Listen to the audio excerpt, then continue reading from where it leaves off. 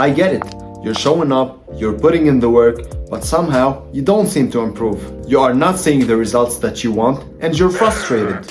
You are not alone. I've been there, and after years of training and hundreds of workouts later, I realized it wasn't that calisthenics can get me big, it was the mistakes I was making that were killing my progress and gains without even realizing it. And today, I'll break down the 5 biggest calisthenics mistakes that are killing your gains. Now, some of these mistakes are obvious, others not so much. But the worst part is that you might think that you're training the right way, but these habits could be the reason why you're stuck. Fixing these mistakes can instantly help you unlock more strength, master advanced skills, and get better results from every single workout. So stick around till the end because I left a bonus tip that could be a game changer. And now let's start with mistake number 1, training to failure every single set.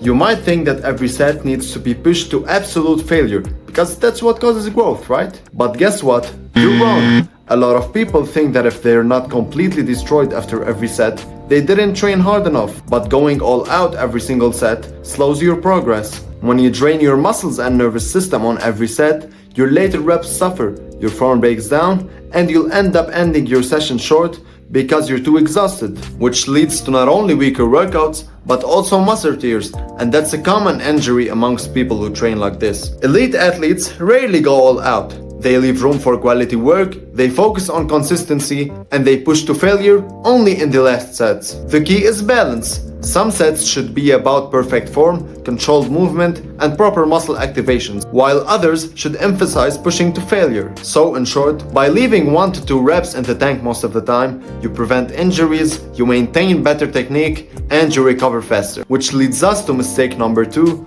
warm-up and mobility. A lot of people skip warming up, and then they wonder why their first sets feel heavy and weak. The truth is, your workout should begin when your body is at its sharpest, not when you're half asleep. In calisthenics especially, you need your energy for your hardest moves. So it makes no sense to waste your best reps halfway through the workout just because you weren't prepared at the start. A proper warm-up switches on your muscles and nervous system so you can hit maximum efficiency from the very first set. If you jump from resting to going all out, your body is just not ready. Your joints are stiff, your coordination is off, and your muscles can't contract at full power. It's like trying to sprint the moment you get out of bed. You will feel clumsy and slow. That same thing happens when you skip warming up. If your opening sets feel sluggish, it's not because you're weak, it's because you didn't prepare your body. The fix is simple. Spend 5 to 10 minutes activating your muscles, loosening your joints, and getting your heart rate up with some light movement. Do that and you'll perform at your strongest from the very first set instead of halfway through the workout. Mistake number 3, training randomly or sticking to the same routine. One of the biggest traps that blows my mind and I see a lot of people fall into is doing the same reps and the same exercises for months without a plan, because this is neglecting progressive overload and it's a silent growth killer. Your muscles adapt quickly to any movement, so if you don't challenge them by increasing difficulty, reps, or intensity, your progress will stall. Doing the same push-ups, pull-ups, or dips over and over again might feel easy, but you're not forcing your body to grow stronger. Now, another trap that I see a lot of people fall into is random training or inconsistent training. Not tracking your sets, reps, or progress means that you're essentially training blindly. You don't know if you're improving or just repeating the same routine. Some days, you overtrain one muscle. Other days, you skip one. And over time, your strength and size improvements slow down. Elite calisthenics athletes don't just wing it, they follow structured plans.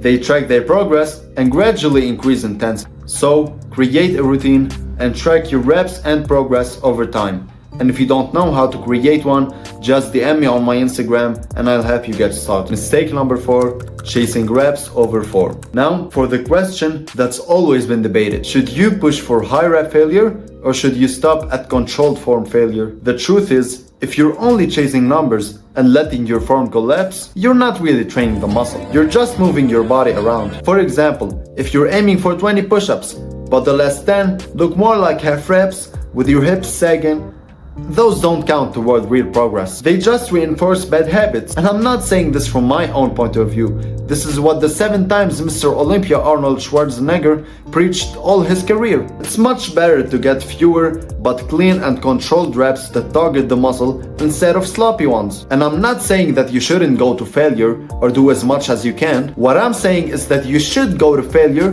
but with correct form. So in short, chasing numbers with bad form is a complete waste of time, and it will cause you a lot of injuries, which will also set you back from training. But going to failure with the correct form is where the real gains are. Alright, this one is really important, but we have to do it quickly because we've got a bonus tip that you don't want to miss out. If you ignore sleep, diet, or rest days, your progress will stall. So first thing you have to fix is your nutrition. Nutrition is crucial. Your muscles need protein to repair, carbs for energy, and healthy fats for hormone balance. That means you should eat more food like eggs, sardines, and chicken. Skipping meals or undereating means that your body can't recover properly, which will leave you tired and weaker in your next session. Secondly, most of the growth happens when you're asleep, even if you train perfectly.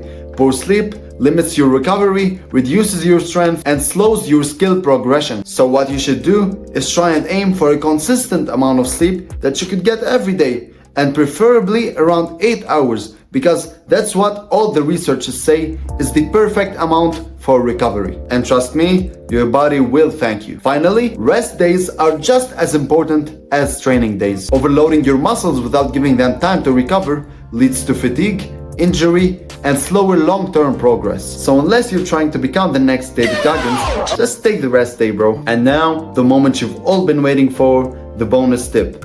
Mind-muscle connection. I want you to get up right now and do 3 squats. Just do them without thinking. Come on, I'm waiting for you. Great, you did them? Did you feel your quads really working? Probably not. Now, I want you to do 3 squats, but this time you should focus on your quads. Imagine them contracting, lengthening, and pushing you up with every single rep. You probably felt their engagement now, and if you didn't, I don't know what to tell you, bro. Anyway, you saw how your body is able to naturally adjust to hit the muscle more efficiently just by thinking about it. And that's a tip that will really change the way you work out and will skyrocket your progress. So guys, if you did any of these mistakes, you need to fix them immediately.